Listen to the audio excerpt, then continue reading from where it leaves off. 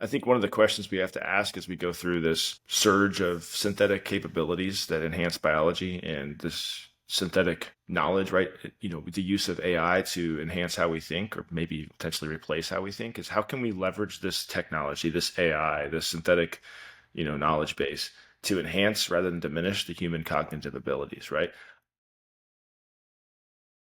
In a world defined by relentless innovation and geopolitical shifts, understanding what's truly next is no longer a luxury, it's a necessity. This is RTX, the future. Your guides through tomorrow's complex landscape are two individuals with unparalleled insight. Jay Maselli, co founder and CEO of Red Thread X, a retired Army colonel and veteran leader in defense and technology innovation, brings decades of experience from the front lines of strategic development. Nate Platts, an active duty lieutenant colonel in the U.S. Army, actively shaping future capabilities through advanced data and strategic sustainment. Together, Jay and Nate offer a rare vantage point, having advised at the highest levels, navigated complex technological revolutions, and influenced the strategic implications of innovation long before they hit the mainstream. On RTX The Future, they cut through the noise to deliver the unvarnished truth about what's coming, why it matters, and what you can do about it. Stop guessing, start knowing. Jay, what's going on? Hey Nate, how you doing? What are you up to? I'm doing well. I'm in Oregon visiting some family and just hanging out. But doing the podcast, and I'm really excited about this one. Nice. Yeah, there's a lot to cover, so I'd say let's just jump right into it. Yeah, so last week we had part one of synthetic everything. And in that episode, we talked about synthetic biology, right? Bodyoids, things that are happening at the molecular level. And we also talked about synthetic data. In this episode, we were going to start talking about synthetic knowledge, right? We ended last episode asking the question, if AI can think for us, what happens to our brains? And we're going to talk about that. But the news happened. And I want to dig into this article that just came out. Wellcome Trust is a nonprofit company that just dropped some major news. They are funding a synthetic human genome project. And we have to talk about that because it piggybacks on what we discussed all last week. So this synthetic human genome project, they are in the next 5 years looking to synthesize genomes starting with a synthetic human chromosome. Yes, they're going to try to synthesize a human chromosome, not editing it, not having, some modifications to it. They're trying to synthesize a human chromosome from scratch artificially. As we look at things like bodyoids and synthetic humans, and then the synthetic data that's going to enter into every facet of computing and AI. So potentially synthetic DNA. Yeah, synthetic DNA, and that's there's a lot that we need to unpack on this, right? It opens up a bunch of questions if they're able to do it, and this is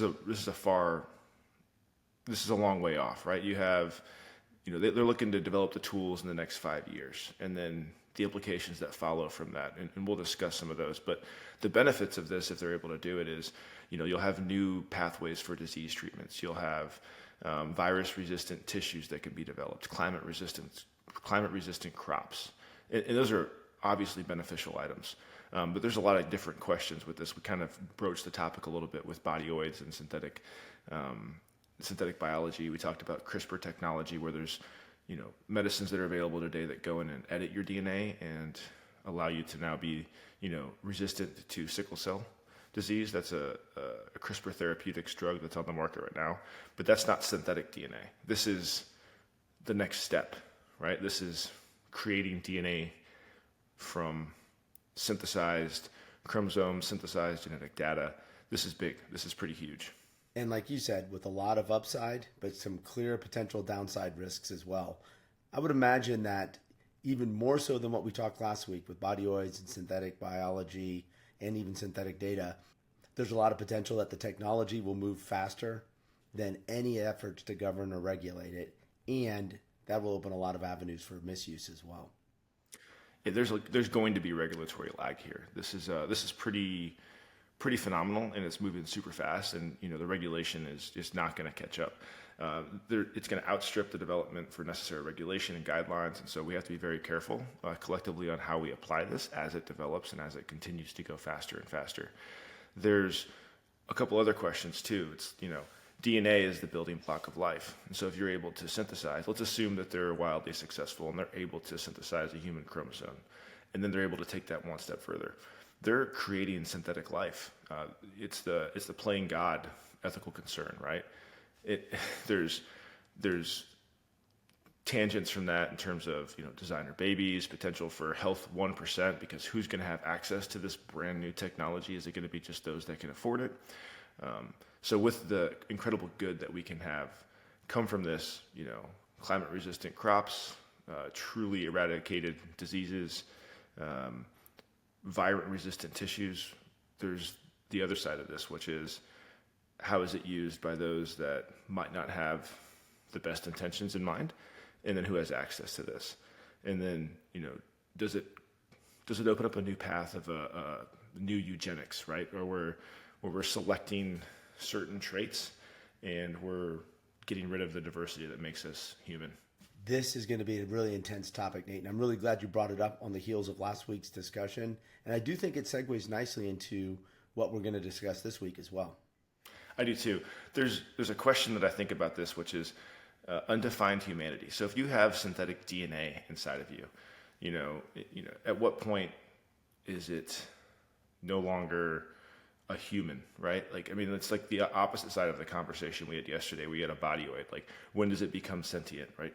Well, this is the other side of this, where if you've replaced a lot of the DNA inside me and I'm, 51, 60% synthetic DNA, am I still human? We're going to really have two parallel paths to explore here. And that is, what does it mean to be a human being, or your human existential side of things? And then what is the human experience?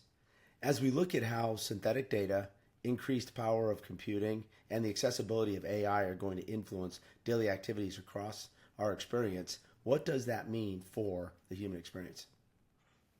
Yeah, I don't know. This is going to be a topic we're going to have to revisit, because they just announced this. They're 5 years, it's a 5-year project, so that they don't have anything tangible right now. But the fact that they've announced it and they're looking into it means that there's the possibility that they have something to build on in terms of initial technology. And I'm excited to see over these next 5 years where this goes. I also think to the book Frankenstein, right? Dr. Frankenstein created this beast, and it was a great analogy for humanity and what it means to be human. And I think that's a good parallel for how we're thinking about this, where we're not bolting on arms and heads and parts of a body, but at the molecular level, it is the same thing. And if we're able to synthesize DNA for a human chromosome, then we can magnify that across other elements. And the technology, this will open up a whole different field of medical study, and the implications are amazing. As you mentioned, the regulatory guidance needs to follow very quickly, but there is a dark side that we gotta figure out pretty quick. Right. It's also going to mean a lot of work for us at Red Thread X, because as we look longitudinally from event to event, we look laterally from quarter to quarter and year to year, we're going to be able to build upon the analysis we're discussing right now, this immediate news that just came from Wellcome. And as we build this out and look continuously over the growth of their effort and the continuous growth of synthetic data and synthetic biology, we have to look and see what it might mean for a human to have synthetic DNA, synthetic body parts, generating live data, but then immersing that into a world of synthetic data with the AI that's operating around them. Yeah, and then the other side of that is you have a bodyoid, or you have synthetic stuff you have a synthetic being or a synthetic entity that might get to a point where it's sentient, right? You have these two opposites that are converging on other sides. I think the biggest question is, what does it mean to be human? And I think that's it's an important question that we should ask all the time. But I'm excited to continue to dig into this as we further this discussion and as the science advances. I agree. Be a great study over time for us with Red Thread X. Okay, so pivot, right? We talked, last week, synthetic DNA, synthetic biology, synthetic data, and we just hit you with the synthetic DNA bomb. And that's late breaking news, and we're gonna see where this develops to carry the conversation further. in later episodes. But we started this with the question, if AI is thinking for us, what happens to our own brains? And so it's synthetic knowledge. And synthetic knowledge, just to define it right, it's AI-generated knowledge that's integrated into human understanding. And so that's large language models, that's ChatGPT. This is based from the conversation that we had following an MIT study that was released showing brain studies of heavy ChatGPT users. The MIT study showed reduced brain activity and weaker neural connectivity for those that were using ChatGPT than those that were not. And so going into this, there's a couple different ideas we're going to talk about. One of them is cognitive debt, right? The outsourcing of mental effort that diminishes the critical thinking and creativity of us as humans. The study broke it into 3 different groups. You had these individuals from Boston that were supposed to write a paper, and one group just used their mind. The other group was able to use Google, and the third group used ChatGPT. The group that used ChatGPT, only 20% could actually recall what they wrote. And then the secondary effort is the more they used ChatGPT, the more they were just copy and pasting directly what AI gave them into their article. And the interesting point of this is people that read this that didn't know what user group was providing these papers, the large language model generated papers were classified as soulless.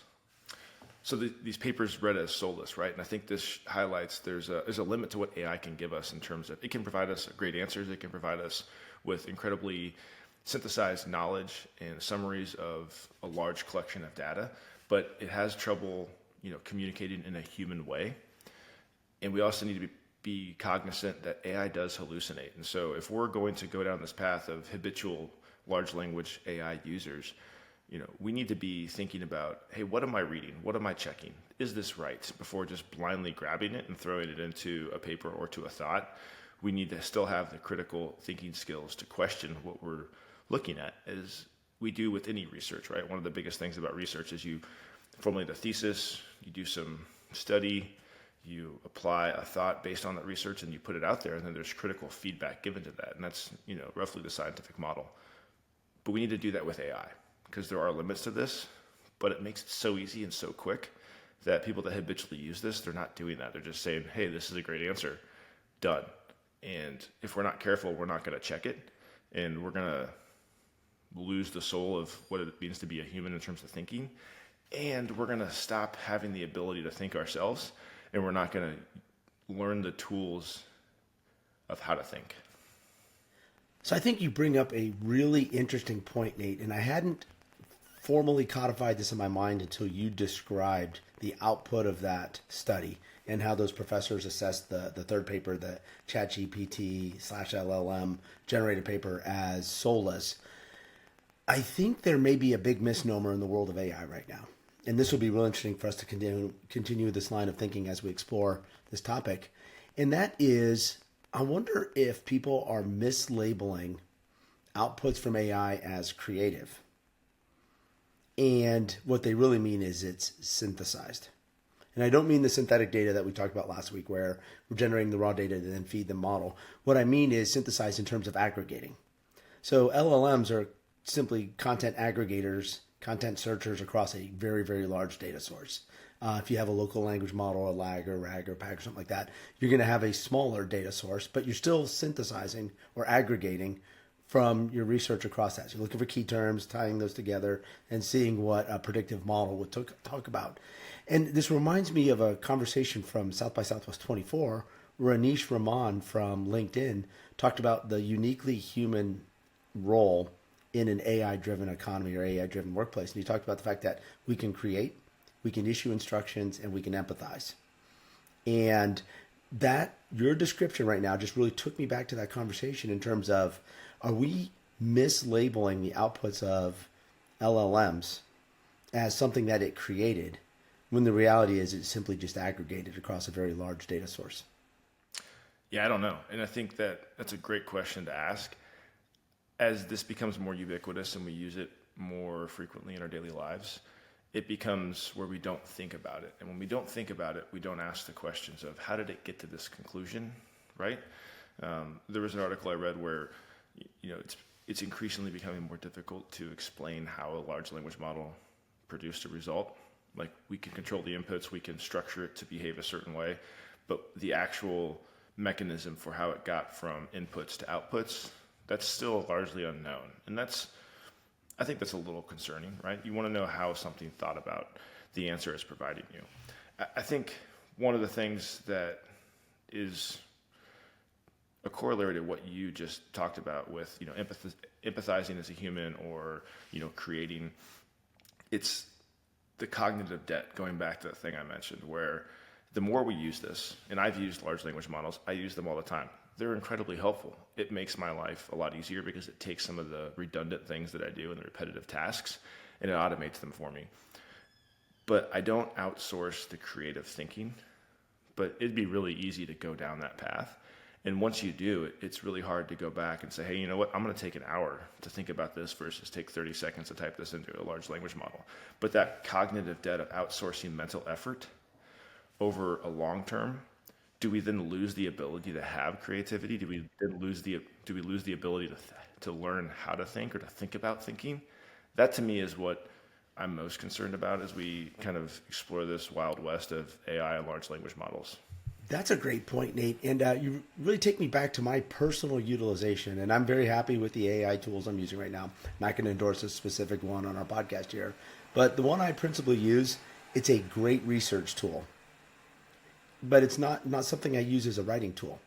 And so I can point, whether it's the macro program or some of its embedded apps, but I can point it out there to do research, whether it's data I provide it, like look at a document or a series of documents, or go out and look at the web. But in the end, I never really conceptualize those LLMs as a writing tool, but more of a research assistant for me.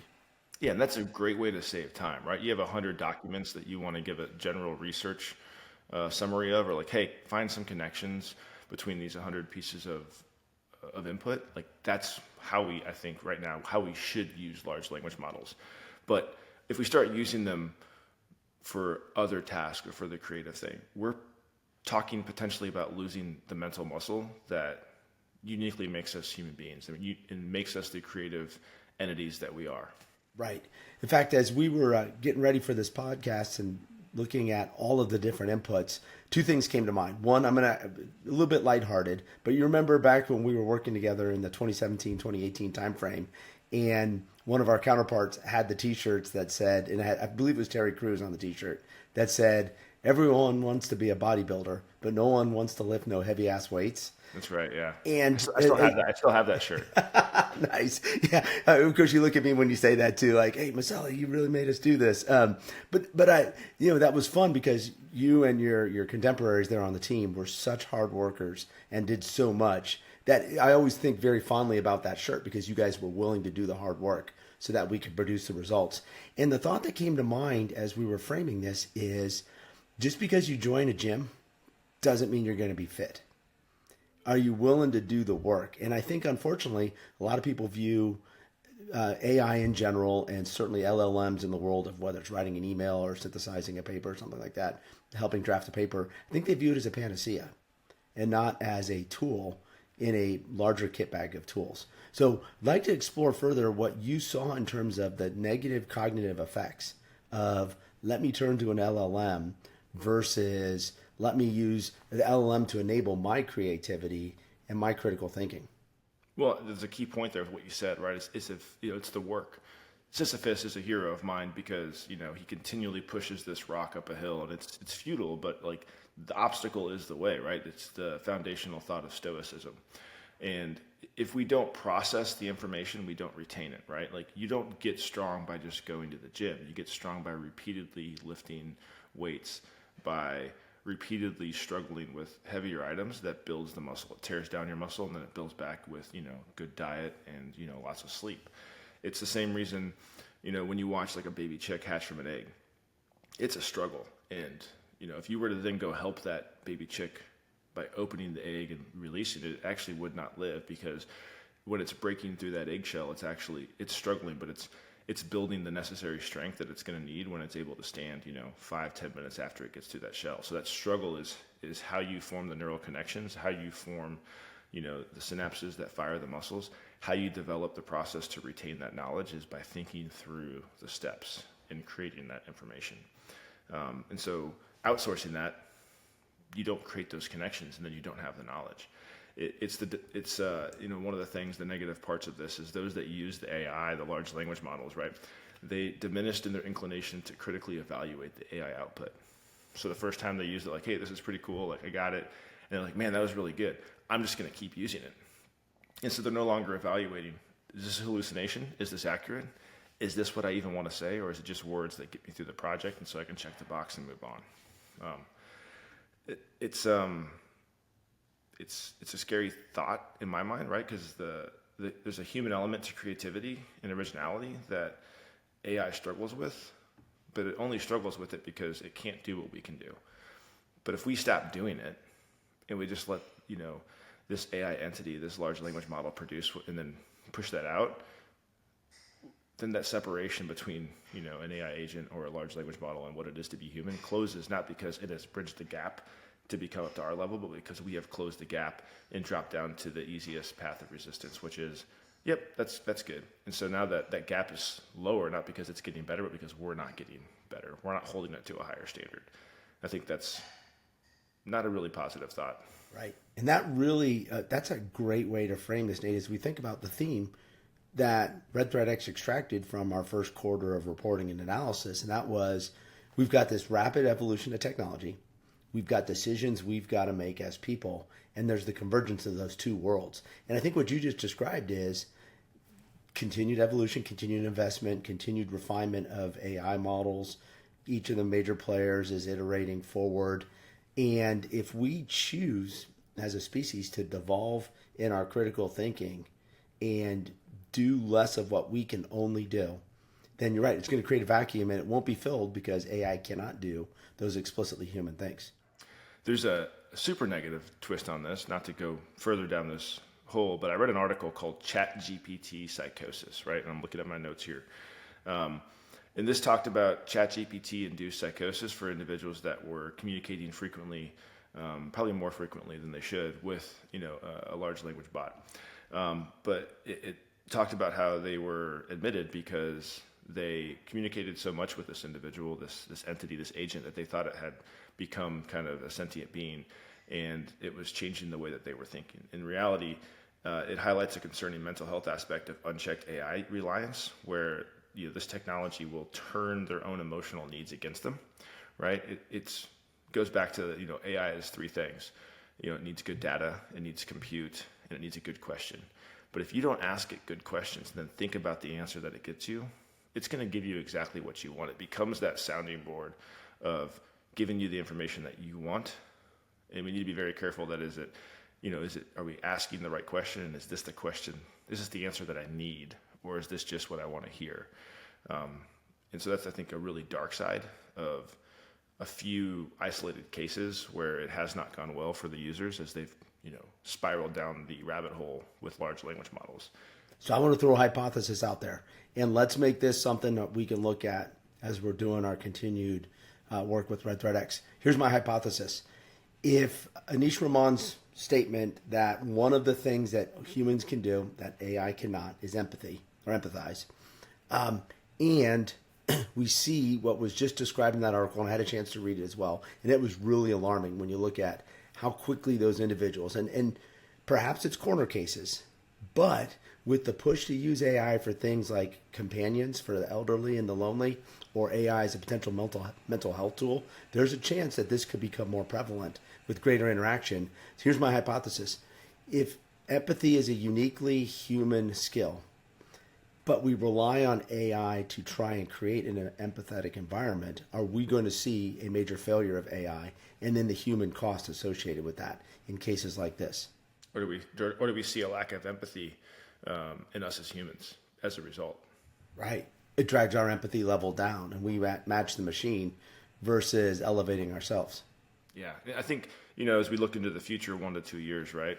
And then we'll kind of think about this 2 to 7. But, this debate's already happening, but like AI use in education, right? Like, where is it? There was an article about a guy that graduated Harvard or Yale or one of the Ivy Leagues that, he was like showing a picture of the AI chatbot that he used for his final paper at the graduation ceremony. But like, it is a powerful tool. In many ways, it's like an advanced calculator, right? I don't do slide rule math. I never learned slide rule math. I learned how to do math, and then I learned how to use a calculator because it's a very powerful tool that makes it so that I can perform more advanced calculations faster. Similarly, AI is a very powerful tool. It's going to be, and it should be, involved in our education curriculum. But how? Right? We have not figured out how we should use it, how it should be employed, and we have to. In that conversation over the next 1 to 2 years, we need to figure this out because students are using it, as they should. But how are they using it? It's not standardized across the board, and I think that's a little alarming. And then the next 1 to 2 years also is large language models in the professional setting, right? There's all kinds of conversations like, hey, I want to use ChatGPT or I want to use Gemini. Like, where does the data go, right? So if I'm sitting here at a financial organization and I'm asking questions of this large language model, are my customers' data being input into that large language model? That's a concern. But also as a professional, if I'm overly relying on these large language models to answer questions, then what is my use? What am I doing, right? It's a fine line between, hey, I'm being super efficient and economizing my time, to I'm exporting thinking to this agent so I can go not work. That's a really great point, Nate. And the way I'm synthesizing in my mind, pun slightly intended, is I think we may be inadvertently looking at AI tools to think and feel when they're capable of neither. And our role as the humans in the equation is to think and feel or empathize. And then we can use AI as an extension of computing, which does computing and not thinking. It's not called a thinker, it's called a computer, to then enable what we're doing in terms of that critical thinking, that creativity, and that empathy that humans bring. Absolutely, right? And, the next 1 to 2 years is going to be critical to how we think about this, not compute about this, right? And where this goes. And then, 2 to 7 years, those conversations are going to really shape the future of education and the future of work, right? There's already discussions that AI is going to replace a lot of jobs. And I really like the pushback quote that you and I have discussed where AI is not going to replace jobs, but people that use AI are going to take jobs from people that don't use AI because it is a force multiplier. It does create incredible efficiencies and makes you better at doing redundant tasks. You can outsource them, but we got to figure out how this tool is used and where and when, not just an over-reliance of, hey, you're gonna ask me a question, cool, I'll push a button and it'll get you the answer and I'll just go back to not working or not doing anything. Because eventually the thing that makes us human and it makes us effective is our ability to create and empathize, and you need to do that to be successful in any profession. So I'm excited to see where this goes. Okay, so now I want to shift from a little bit of we went to DNA, we talked about artificial knowledge, right? So let's talk about the augmented human. And I have a Ben Lamb quote that I know you love in my mind when I think about this, right? And so Ben Lamb says, and he said this on the South by stage that we were at, and it was awesome to watch. And if, here's a plug. If you have not seen Ben Lamb's talk from South by Southwest 2025 on Colossal, you need to watch it. I've probably watched that 3 or 4 times, and every time I watch it, I'm blown away. So his quote is, the combination of the access to compute, AI, and synthetic biology, that intersection is the most powerful set of technologies and potentially the most dangerous set of technologies the world may ever see. That quote purposely encapsulates what we've just discussed. And the last episode, what we discussed here with, synthetic DNA, synthetic knowledge. And I think in my mind, as I think about this, the augmented human and how this goes, right? Ben Lamb's done awesome work at Colossal, de-extincting the woolly mammoth, de-extincting dire wolves, thinking about how to manipulate DNA to bring back to life species that have not walked this earth for tens of thousands of years. Couple that with this discussion we had on synthetic DNA in the last episode on CRISPR Therapeutics' ability to edit our DNA to eradicate disease. And we're talking about some pretty amazing things that are on the horizon over the next 5 years. And some critical questions we have to ask about the augmented human and what we can do within our bodies to make ourselves better, because that's what we always try to do is improve. But then what that means for us as humans. I'm fascinated with this conversation. No doubt. It is going to be incredible to see how all of these strands start to tie together and what that's going to mean for really the core element of the human existence. And Nate, what an incredible discussion again on the way these things are going. We will definitely drop a link to that Ben Lamb video in the notes underneath this podcast because it is absolutely worth watching that one. Yeah. I think one of the questions we have to ask as we go through this surge of synthetic capabilities that enhance biology and this synthetic knowledge, right? The use of AI to enhance how we think or maybe potentially replace how we think is how can we leverage this technology, this AI, this synthetic, knowledge base to enhance rather than diminish the human cognitive abilities, right? I think if you use AI that makes you smarter, more efficient, faster, better, or you use synthetic information that makes you a more complete human or that makes you, more resistance to diseases, absolutely. That's how we should use it. But we got to be careful that we're not having it replace how we think or replace the fact that we do think altogether or replace what it means to be human. That's what we got to be careful that it's an enhancing thing, not a replacing thing. This reminds me of an experience I had, and this was back in 2005. But it's interesting to see how there's these threads of continuity over time. So I had the privilege of teaching math at West Point for a couple of years, and cadets had Mathematica on their laptops as one of their installed apps. And when I would give them a problem, invariably early on in the semester, the cadets they'd either see the problem on the screen or it would be on a piece of paper in front of them. They would immediately turn to their computers and start typing something into Mathematica. And I was always surprised that they hadn't taken the time to not only read the problem necessarily fully. A lot of times they would start, as they're reading it, they would start turning to their computer and inputting something, but much less read the entire problem, stop, ensure you understand it, think about what that problem entails, what it's asking you to solve, and how you're going to solve it, and then turn to the computer as a tool. And that's really the point where I came up with this thinker versus computer model, because what I found was the cadets were basically bypassing their critical thinking and going straight to the computer and expecting that whatever they would input into Mathematica, which is an incredibly powerful tool, but it's still a really, really powerful calculation tool, not even at that point in time, a synthesis tool, much less a thinking tool. And it's amazing to me that here we are in 2025, so 20 years later, and we still have a similar problem set. The tool's different, and now it's a GPT model or it's some LLM that's available, but we still have the same problem of let me short circuit my own critical thinking, which is the unique thing that I can do, and go straight to the tool. So you brought up a point about how AI would fit into education. I wonder, and this is just me thinking out loud, are we potentially going about AI and its impact on education incorrectly? In that we're looking at how you can separate AI out and what's an acceptable use, what's not acceptable use, and what's the overlap look like of how I utilized AI in support of work I'm doing at school. And I wonder if instead we should be explicitly educating about strengths and weaknesses, the values, the challenges and limitations of AI as an explicit educational outcome versus sort of an input from an adjacent angle into the educational realm. I think so. I think, one of the things, there's a quote, this is from my stepdad who's got a PhD, and I was asking him what a PhD gets you versus, a master's or an undergrad. And he had this great summation.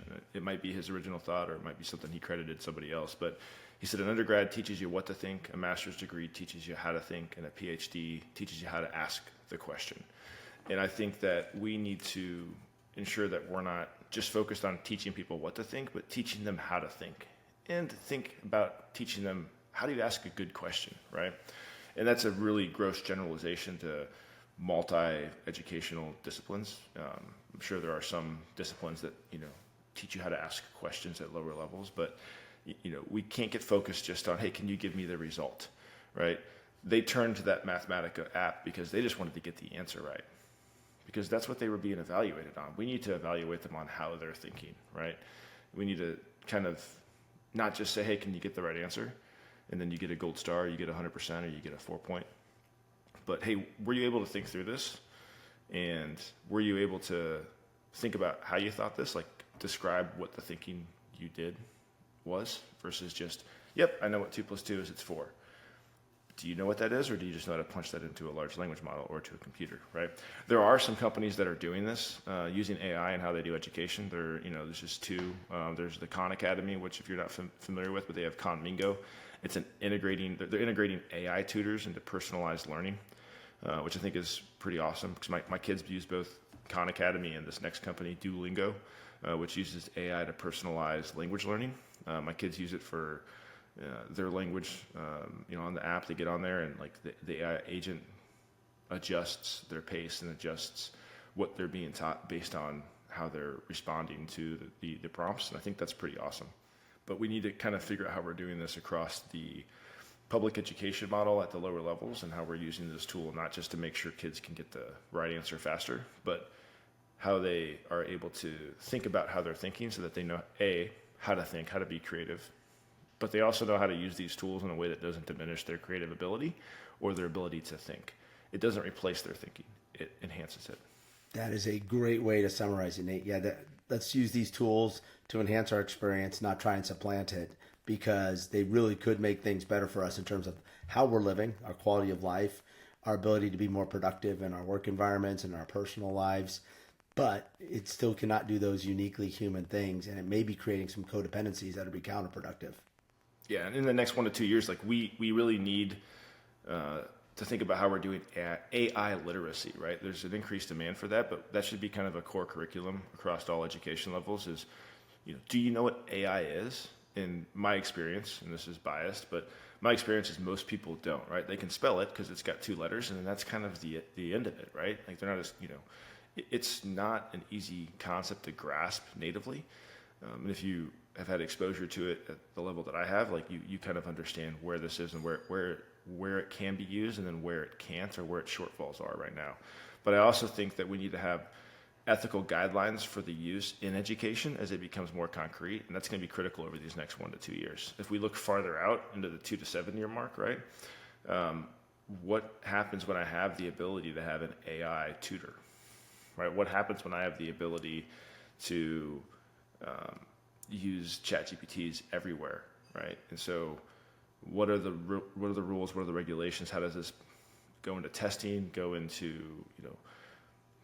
writing, creating, all this stuff? Like, there's a longer term arc to this that I don't know where it's going because we haven't thought about what the rules are for how these are integrated into our baseline educations at all levels.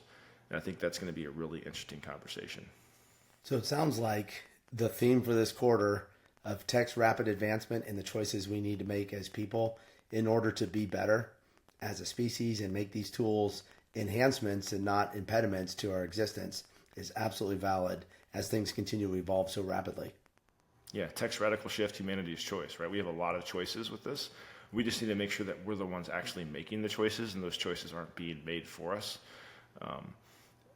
But yeah, this is a big episode. There's a lot to chew on, right? And we kind of bounced around a little bit, but this is where energy is going, and this is where we are shifting, and we're shifting super fast, right? Like in the week between last episode and this episode, where we talked about synthetic biology, a company announced that it was exploring synthetic DNA creation for a human chromosome. Like, holy crap! Like that was fast. Yeah, it's just amazing to me to think, just as I encapsulate this discussion in my mind, and I look to how I can personally be better and how it's going to impact my life, that we could see humans in the next decade or so with synthetic code or synthetic DNA, with synthetic body parts that were harvested from a synthetic being or a lab, and operating in a world where we're supplanting their critical thinking and potentially even their emotion with machines that are trained on synthetic data. Yes, and I think that's kind of a scary potential. The positive side to that is, we could see a world where we have the ability to eradicate disease and no longer have amputees, and we're able to restore sight to those that can't see, right? Elon Musk announced that he might potentially have that technology readily available or close at hand. And so I think that, comparable is important, where there's some tremendous opportunities that are available to us through synthetic biology, synthetic data, synthetic knowledge. And there are some pretty horrible descriptions of what this might lead to. And if we're not careful, if we don't navigate this space deliberately, we're not going to find ourselves in a place that we want to be. And that's why I love these discussions, Nate, because we can take these really tough topics, unpack them, look at the components, put it back together and say, hey, here's what the good could look like. Here's what the bad could look like. And here's where we have the opportunities to make decisions as individuals and collectively.